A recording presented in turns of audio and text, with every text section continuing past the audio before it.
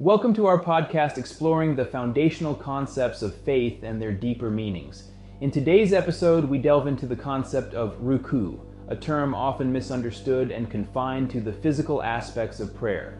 This discussion builds on our previous exploration of Qiyam and sets the stage for understanding Salat and its broader significance. By examining Ruku through a Quranic lens, we aim to uncover its true essence and its role in shaping a life devoted to divine unity. Let's begin this journey of reflection together. This session focuses on briefly explaining the concept of Ruku. Previously, the concept of Qiyam was addressed, noting that terms like Qiyam, Ruku, and Sekde are often stripped of their true meanings and reduced to mere physical movements within prayer. Such interpretations turn the subject upside down, overshadowing a critical concept like Salat, considered the pillar of faith with a narrow understanding of prayer.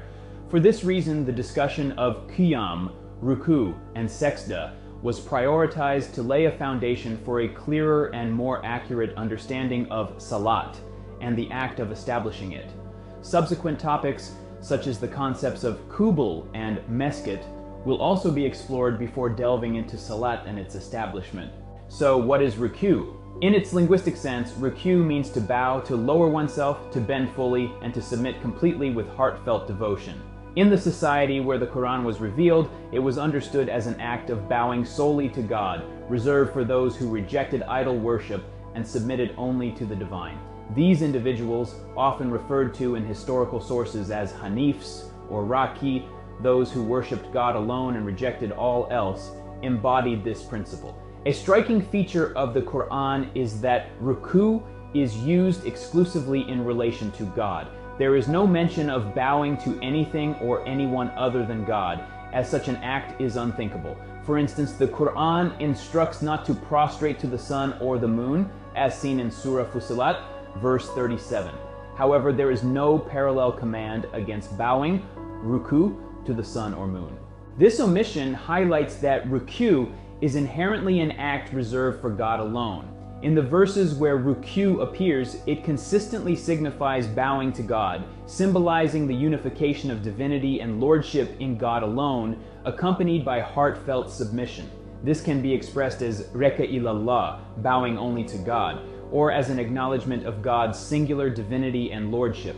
To contextualize this today, faith belongs solely to God, with its source being divine revelation alone.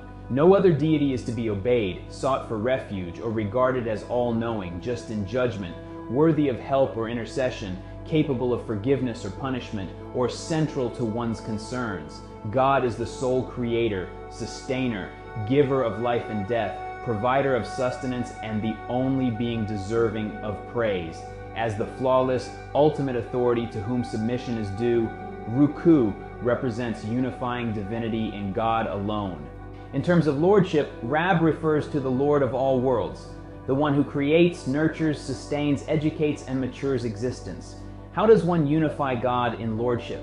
This omission highlights that Ruku is inherently an act reserved for God alone.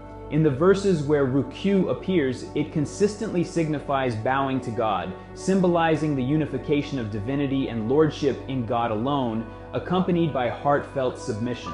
This can be expressed as Reka ilallah, bowing only to God, or as an acknowledgement of God's singular divinity and lordship. To contextualize this today, faith belongs solely to God, with its source being divine revelation alone.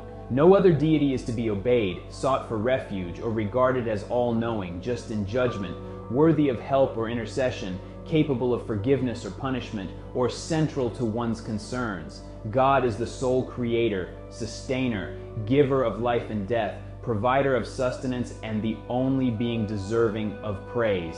As the flawless, ultimate authority to whom submission is due, Ruku represents unifying divinity in God alone. Consider Surah Ali Imran verses 79-80. These verses suggest that by studying God's book, individuals become students under God's guidance, developing themselves and living according to its teachings.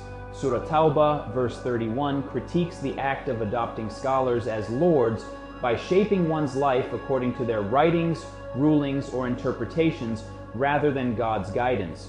Ruku is about demonstrating devotion to God, willingly adhering to divine commands, serving God alone, and unifying divinity and lordship in Him. It involves turning away from all falsehood, anything outside the Quran or divine revelation, and fixing one's focus solely on God's commands and prohibitions. Through this, one cultivates a godly character, as exemplified in Surah Ali Imran. To illustrate, consider Surah Al-Baqarah, verses 40 to 43, particularly verse 43, which states, "Establish salat, give zakat, and bow with those who bow." If ruku were merely a physical bow within prayer and salat simply meant ritual prayer, the verse would become redundant. It would imply performing prayer, which includes bowing, giving zakat, and then bowing again with others, an illogical sequence. Instead, salat here refers to establishing education, combating ignorance and poverty, and maintaining institutions of learning and social solidarity. Zakat supports this effort, and ruku means aligning with those who unify God in divinity and lordship, acting in accordance with divine commands. This extends to acts of worship. Whether fasting, giving zakat, or performing hajj, these must align with God's directives in the Quran, not the frameworks of sects, communities, or traditions. Surah Al-Ma'idah, verse 55, states, "Your allies are God, His messenger, and the believers who establish salat and give zakat while in a state of ruku." If ruku were a physical bow in prayer, how could zakat be given in that position?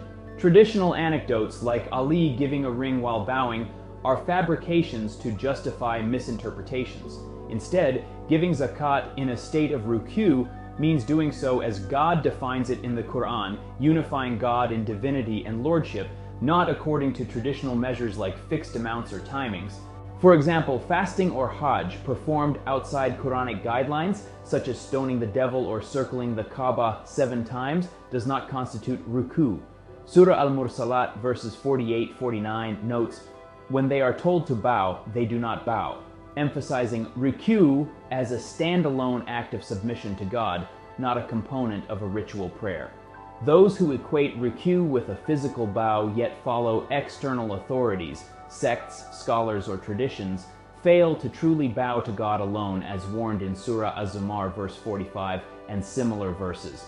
Surah Al-Hajj verse 77 instructs, "Bow, prostrate, and serve your Lord," urging a heartfelt submission to God's laws and exclusive devotion to Him. Ruku is thus about unifying God in divinity and lordship, performing acts of worship as outlined in the Quran, and developing oneself through divine guidance. Thank you for joining us in this exploration of Ruku and its profound significance.